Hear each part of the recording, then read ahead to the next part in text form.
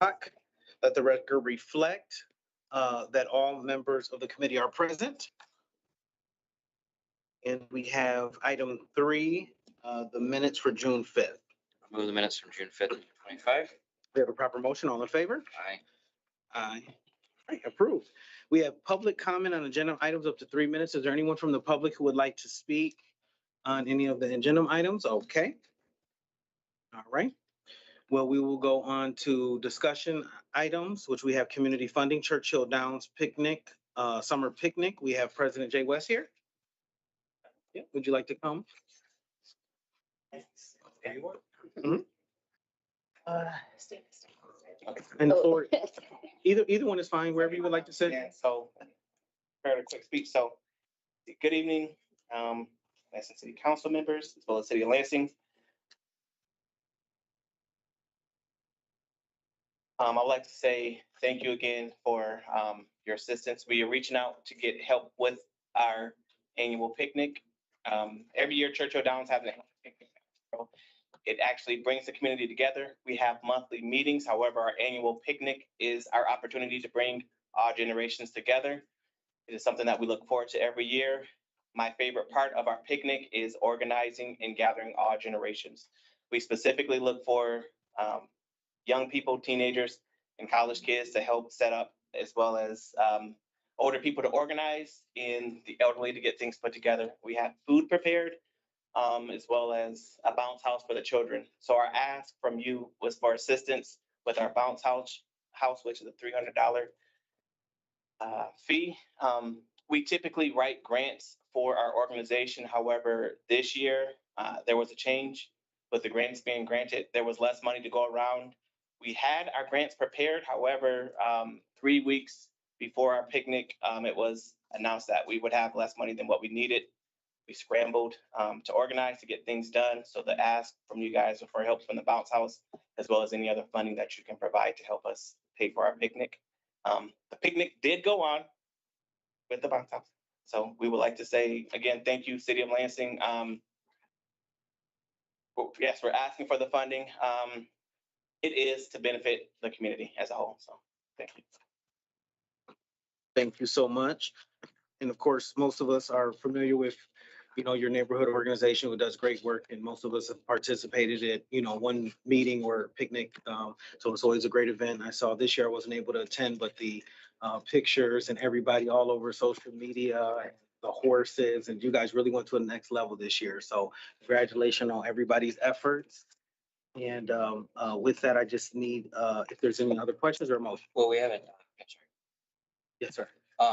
The resolution is blank at the time. So Yes, so, I think we can eligible for is 300. no, Oh, it is actually, I think the initial ask was like for 312 and some odd change. And we did get confirmation today, that the final cost was $362.50. for the bounce house. Yes. Oh. So, and that's why it was left blank, because we had conflicting numbers. So we left it like that for this.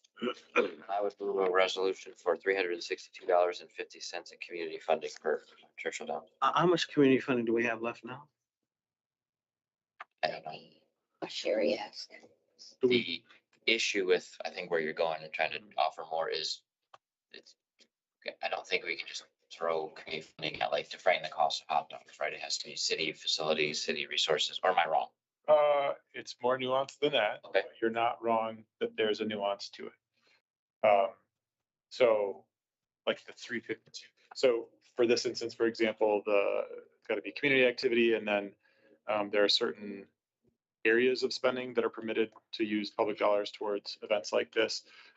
And areas that are always among the safest are things that involve like children doing activities. So if we do the exact amount, then we're safe with that. Sure, yes. So like bounce house, kids, activity, not being on the streets committing crimes. Good. Well, I would still move the motion at 362.50. All right, we have a motion for 362.50. All in favor? Aye. Aye. All right, the motion passes. Thank you so much for being here. It's on the consent agenda for tonight, so shouldn't be any issues. Thank you. Thank you. And then we have C, resolution noise permit, Lansing Housing Commission request to allow for the building of a new 63 unit, my tongue tied this afternoon, apartment building at 220 East Kalamazoo Street. And you're here, so if you want to step up, Katrina Greeley, is it? All right, thank you for being here. This is for, I think it's also the second building. Yes, we're on item C.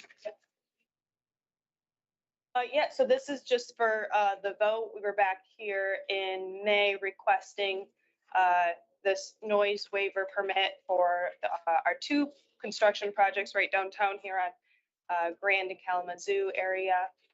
Essentially, we're just asking for allowance to work on Saturdays if needed.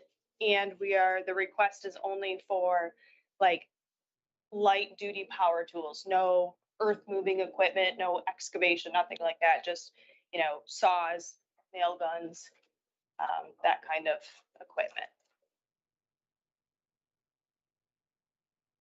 I move item C. Just real quick, I just got one quick question. It says, Real quick, before you go into your question, Councilman. This is from Doug Fleming to Evan Carr. Yes, Evan is for the Cherry Hill Neighborhood Association, Okay, yes. I was just letting him know that we were applying for this in case they had any concerns or wanted to, discuss. We've reached out to them twice and no response whatsoever.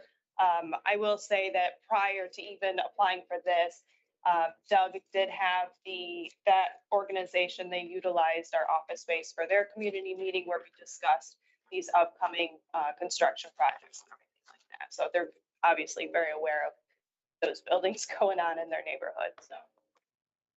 yes, I don't think we had any responses from the hearing.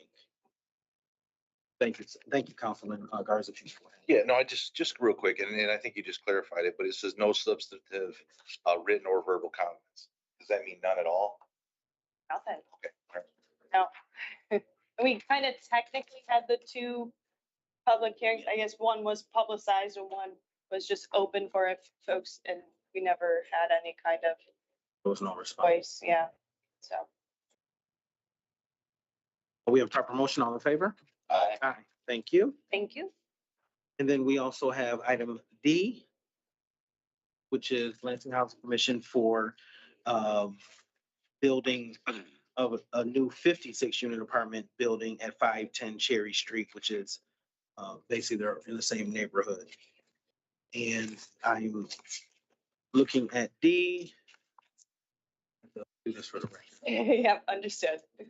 And we have the same where there was no correspondence or any response to the public hearings in opposition. Move the item. We have a proper motion. Any additional questions? All in favor? Aye. All right. Passes unanimously. Let's go forward. Thank you so much for coming. And bearing with the two explanations. All right, we have Resolution E, a claim appeal, claim 2167 East Side Community Action Center for $674 in red tag fees at 1018 Bench Street. Dr. Stan Parker, Pastor Parker is here. Is the executive director? Yep. Executive director. I know you have so many things you do in the community. I just want to confirm. So thank you for being here. The floor is yours. And Patrick, our housing specialist, is also with us. Sorry, Patrick. Patrick Snyder. For what? Our housing specialist. Okay, thank you. We're here because we purchased a property, which after 2 weeks, we received a bill stating that there was red tag fees. We contacted the persons that had the property prior to us, and they told us that they were not aware that the property had been red tagged. We contacted the title company, and they said the same thing, that they had no idea that the property was red tagged. So when we got the bill, we were completely shocked about that. We followed up again with the people who had it prior to us to find out if they had been charged. And they said, well, we hadn't been charged because we didn't know it was there. So as we went through the city process, we found out that the property, I guess at some point was red tagged, and I guess it was put into taxes or something like that. But the title company indicated that there was no bill for that. So we're here asking that the committee would resolve this matter, because we don't think we should be charged a red tag fee when, number one, we didn't know it exists. Number two, the people we bought it from didn't know it existed. And it's up to $1,000 some at this particular point. The 674 is what it was when we originally filed the claim. If we had known that the property was red tag, we would have taken additional steps in terms of negotiating the price and so forth. But because the people we bought it from, they didn't know it was red tag. The title company says that there was nothing in their documents indicated that it was red tag. We don't think that we should have to be paying this fee. I was told that normally if a person buys a property and they bring it up and they're bringing it up to date, there is at least a 90-day period or something of that nature where they are able to update the property without a fee. We got a bill after 2 weeks. So we're just asking for this committee to waive this fee for us, because we don't think that we should be required to pay it. And the people who owned it didn't know about it. And they had never had a fee. And I guess it had been red tag somewhere a year or two. Okay, thank you for your summary. Riley, if you'd like to speak to this. Sure, thank you, Chairperson Brown. I'll give some backstory from what I know in our system in terms of the property and where we're at today. This home was red tagged in May of 2022. There's a previous owner, Carrie Stouter. That person was making payments of those red tag monitoring fees. To Dr. Parker's point, when a property is red tagged after the first 90 days expires, that property, if that tag has not been lifted and complied, is then subject to the red tag monitoring fee as supported by council. And so later that summer in 22, the red tag monitoring fee began. Mr. Stouter had a history of paying it. Unfortunately, Mr. Stouter didn't pay his property taxes. And that following year, the Ingham County, or in 2024, the Ingham County Treasurer foreclosed on the property for property tax reasons. The department had and still does has an arrangement with the county treasurer for anything in foreclosure that goes to auction. Our local unit of government, suspends those fees so that they can get an accurate billing for the auction packet. That auction usually takes place in August, if not a second one in September. It is my understanding that Eastside Community Action Center either bought the property from Ingham County Treasurer, if not the land bank directly. Like all red tag properties that are sold at auction, we do resume those red tag monitoring fees if that 90 days had expired prior to the treasurer taking possession. Once then the new owner, and so yes, Eastside Community Center became subject to the prior two owners monitoring fees at that time. Our records do still show, I'm looking at it today, and the last invoice was sent on June 2nd of 2025, a total balance due to the department of $674. So that's a lesser amount than perhaps you think you owe, but that's what our end still shows today. This isn't the first time Dr. Parker and I have met on this matter. As board note, we have met a meeting including the mayor as well as representatives from his board. We had an additional meeting in my office with Lucy as well from the mayor's office to talk about this very fact. To my knowledge, my interpretation of ordinance, I do not have the discretion to waive red tag monitoring fees for the good work that Eastside Community Action Center is doing in terms of repairing the house. It's not currently how the ordinance is written or enforced. And so until the red tag and all the safety violations are complied with and an inspection requested, we would not be able to waive or suspend the charging of those fees. I do believe this was heard at Claim Review Committee, which is why it's here today, and that body denied it on May 12th. Thank you so much. Do you know, Riley, I know that Eastside Community Organization does rehabbing of houses and has a tenant program, home to, I guess, rent to own type of program. And I, you know, we've all been here for so many years, so I can't recall who was in place in the department that you lead now. But from my understanding, over the last several years, Eastside has been a community partner of the city of Lansing receiving grant funding. Is that true? Correct. I don't have the exact dollar amounts in front of me, but they have historical awardee of our HUD entitlement funding. So that's specifically our community development block grant funding. I do know the county, I can't speak on behalf of how much, but I believe the county has offered similar dollars. But yes, in recent years, we have supported them with those dollars that I assume was helping renovate some of the homes that they've successfully. Okay, and then also I believe when I was on the advisory board of Human Relations Community Service, I think they were a award winner beneficiary as well of, Sounds familiar? I can't. would you know, Greg? Say the question again, please. I believe it's been 6, 7 years when I was. The question is HRCS dollars. I definitely don't. Have you received Human Relations Community Services grants in the past? Yes, for our other programs, yes. So, so interesting enough, Riley brought up a point about the ordinance, you know, and the red tag fees. It's interesting, I guess, there's not many organizations like Eastside as a nonprofit that we're grant funding to rehab properties. So I just want to bring that to the committee, you know, if we're we're giving grant dollars and then we're having a red tag fee from our own grant dollars to do this kind of work. That seems counterproductive to me, related to this organization that is a community partner of the city. To that point, has the organization taken steps to come off the red tag list? Is there work being done at the house? For this specific property, give me a second. We do have a final electrical permit from 2025 and a final plumbing permit from 2025. I'm not certain what additional scope of work there is in terms of correcting the safety violations. I don't know if they can speak to that, but Everything is in order. All the necessary inspections have been completed. And our plan is to ask for a certificate of occupancy next.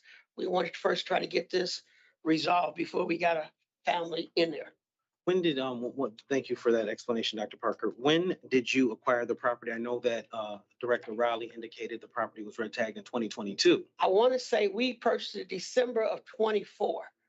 Yeah, middle of December of last year. You guys have been working very quickly. It's been 6 months.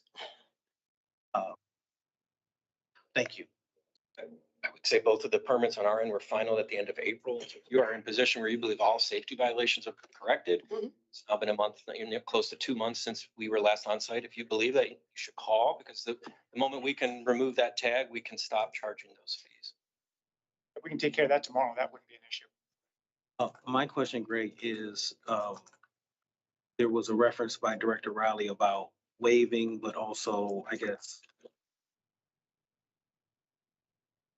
I don't know the proper word, but in this instance, are reduced? No, I mean, like, are we able to, is the council able to suspend if this organization, so that, like, if we were to waive this and people approve the 674, were we able to waive, you know, for 90 more days, another additional fees until is that possible, or how does that work? The short answer is no. The way that the ordinance is set up and the way that sort of the administrative documentation, so the ordinances, this is all through our adoption of the International Property Maintenance Code. And then the monitoring fees, which are approved by resolution of council every year with the budget, are, I don't know, that's the procedure that's set. I will make the observation generally that, because I know that there was a reference to this, but the city, I would caution against taking into consideration the nature of the entity that is receiving the red tag monitoring fee as part of the council's determination, only because in instances where we're talking about property maintenance and building code and things like that, the city, and this is what I would recommend that we continue doing, we take a really straight line approach of, it doesn't matter who's on the other side of the transaction. I mean, when the city is building a lot of stuff right now, we wait in line for building permits just like everybody else. We apply for permits just like everybody else. If the city had a property that was derelict, I mean, we would tear it down ourselves. But it doesn't really matter who's on the other side requesting whatever's going on. From our perspective, the legal question, or really the question is, was the process followed?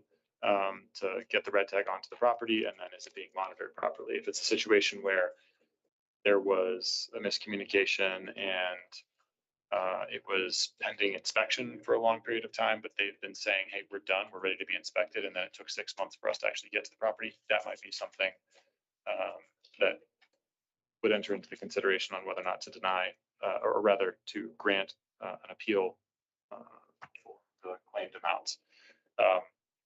Okay, thank you. It's really, yeah, it's just designed to be process followed. If it's followed properly, that's the analysis. Thank you.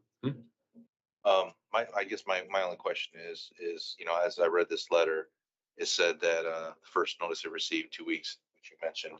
And then it also said that, we were, informed that the previous owner had not been notified due to a glitch in the city's process. Is this? That doesn't track on my end. I want to say that because we show the original owner, Kerry Starter, as a payer of the red tag monitoring fees while under his ownership, which he was the owner in terms of when the tag was officially placed. I do recall speaking with the county treasurer about this property. I can't speak for their auction packet. I don't have a copy of that, whether they do their best to note if something's red tag, but they're also very present at the auction in terms of encouraging people to do their own research. We actually staff a table at every auction ourselves as an opportunity for folks buying property that happens to fall within the city to come speak to code enforcement that same day. Certainly, if anybody spoke to us that same day, our staff would have been able to pull it up and said, you are buying a red tag property. You need to understand the implications of that. It happens every season. So I can't speak to the truth of that. Want to speak on that? Yes, I talked to Roxanne. Dr. Park, before you go on to that. My question is, the previous owner, to Councilman Garza's question, you indicated was making payments from June or 2022, I believe you said? And making payments in September, because again, we tagged it in May, so 90 days later, September of 22, the monitoring fee would have begun. And then when was the last payment by the previous owner? Mr. Stower was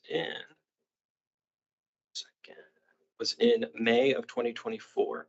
And then the county took possession, and it looks like they even received a bill in August, but between September and then resumed in January. That tracks for the time in which it was going through the auction sale process and so forth. Dr. Parker? We contacted, after we got the bill in December, we contacted Roxanne of the Land Bank, because that's who we purchased the property from. And she told us they had no knowledge that it was red tag, nor had they received a bill. Because if they had received a bill, when we purchased this, they would have informed us of that.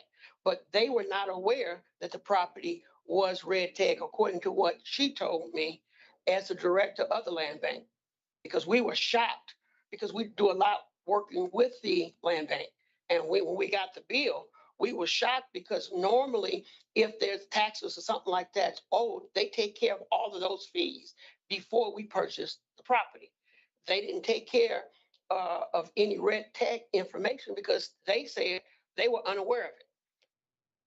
And to the attorney's position, I understand straight and narrow, but the reality is somewhere there was a breakdown between somebody in terms of communicating, because the title company says there was nothing indicated that there were any red tax fees that were due, or that the property was even red tag. So from our perspective, we didn't know that there was going to be added cost on this project. And because, again, we're trying to better our neighborhood, to help the folks that are being homeless, et cetera, we don't think we should be given this burden of coming up with additional funding. It just doesn't fly. And I'm told, again, under normal circumstances, if a person purchases a red tag property, they have so many days to get the property, up and going. Well, minimally, if we had known that, trust me, we would have made sure that things was brought up within that time. Because being nonprofit, we just don't have extra money just to be spending. Thank you. Director Rowley, do we have, I don't know if you're able to look this, is Eastside Organization have red tag fees paid on other properties in the past? I would have to look that up. Unless there's, I can look up a specific address if you want right now, but in terms of, Just had one follow-up question from what you were saying about the Enum County Land Bank. I thought you said, Raleigh, that, the land bank even had a red tag charge in August of 2024. the county treasurer. County treasurer. And I think this, on paper, those are two very separate entities. I know there's a lot of crossover and staffing of these properties, but yes, based to the county treasurer in August. And then it stopped between the months of September through December, which tracks for a property sold at auction that resume thereafter. Yes. The fees we're looking at, are not only, but they cover a period of time after which the property transferred hands back to the Eastside Community Action Center. We're not talking about fees for when it was owned by the land bank or fees when it was owned by the previous owners, just since taking ownership, right? Starting on the 13th of January. 674 that's showing on my end due to the department or due to the city is only from January of 2025 up through June 2nd of 2025.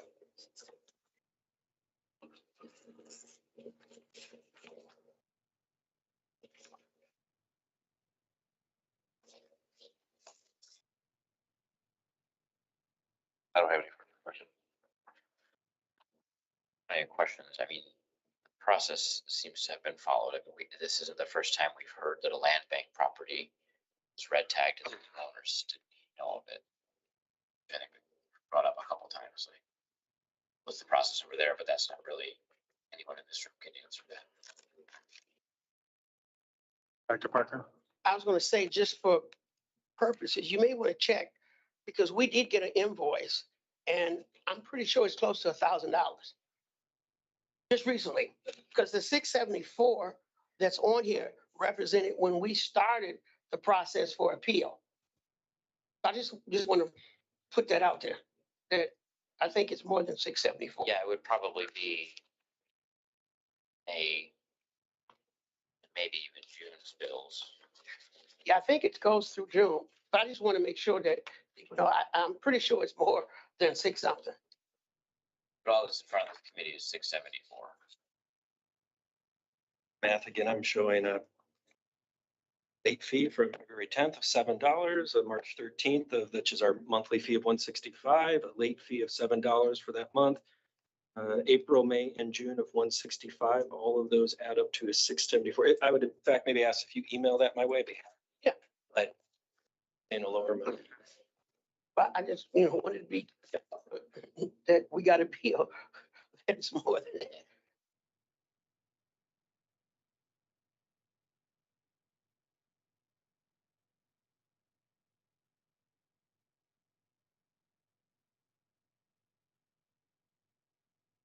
To deny the claim. So moving to deny the claim means to make sure we're all clear, to keep the 675 fee. Or, yes, yeah. So with that, can I ask a question? I know you. Mhm. If that has incurred more and we're approving to deny the claim 674, would they be coming back to us if it is like another $300 that they owe?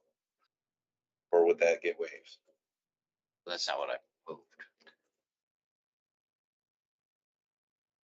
But he's saying if we deny the motion that you're making is what he's asking. Biasing. I'll just say, No, I'm not saying- regard, I'm saying if we approve, if we go forward, vote of what you just made the motion for, and there's another $300 owed, will they be coming back? I'll just say procedurally, the 674 is the only amount that's in front of the council for consideration, because that's the total amount of the claim of the appeal that was lodged by them. So if they had additional charges and they wanted to appeal those, they would have to do that in a separate process.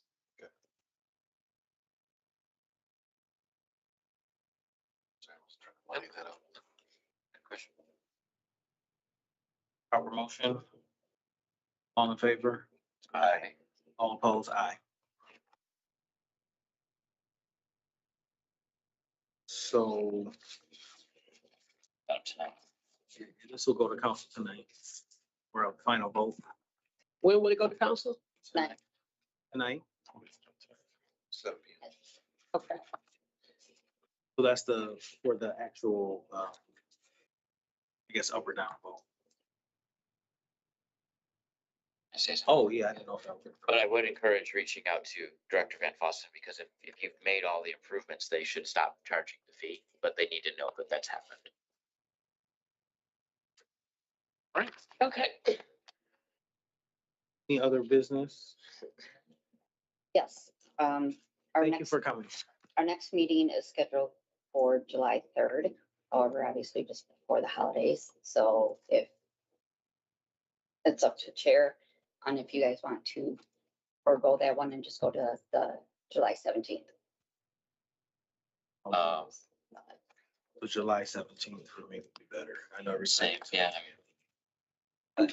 Yeah, because otherwise it's 4 PM on a I don't think Thursday. I'll be here July 17th. I think the 15th to the 18th I'm gone. Do you want to make it for a different day? Like sooner, but not the 3rd? The week before, that'd be great. I don't know if I can do a week before. I can work closer before you leave. And on, Could do another June 14th as a city council day. yeah, we can do that. That'll work for me. Does that work for you? We could do, July. yeah, the July 14th, That will help you. Yeah, thank you. That will work for me too.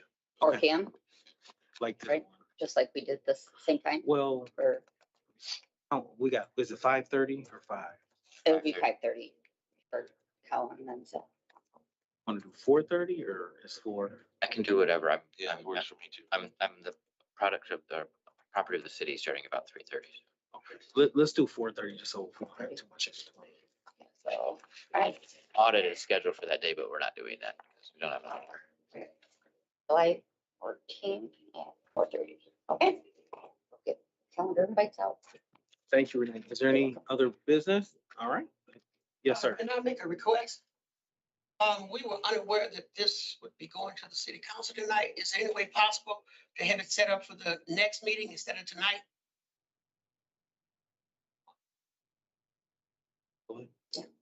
Okay, we can do that. And set it up for the following week or whenever to let us know? I would have to get council The president. 14th. It would, hold on. Yes. Yeah, the next council meeting would be July 14th.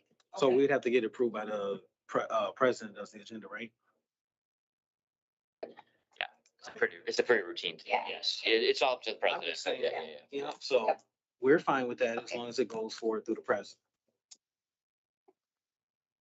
All right, thank you so much. Okay. And with no further business, this meeting is adjourned at 4:33. Thank you so much.